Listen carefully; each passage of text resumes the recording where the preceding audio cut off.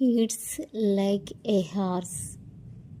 It's like a horse meaning ఏంటిదంటే it's a lot of food to have very large appetite to eat with a lot of enthusiasm or energy, not just quantity but also speed.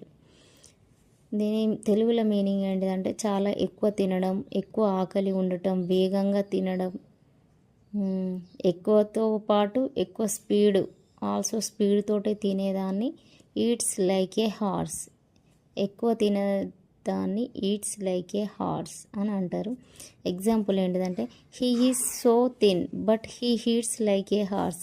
అతను చాలా సన్నగా ఉన్నాడు కానీ అతను గుర్రంలాగా తింటాడు. Means అతను ఎక్కువగా తింటాడు, అతనికి చాలా ఎక్కువ ఆకలి ఉంటుంది అన్న meaning. He is so thin, అతను చాలా సన్నగా ఉన్నాడు కానీ అతను చాలా ఎక్కువ తింటాడు, అయినా కానీ సన్నగా ఉంటాడు.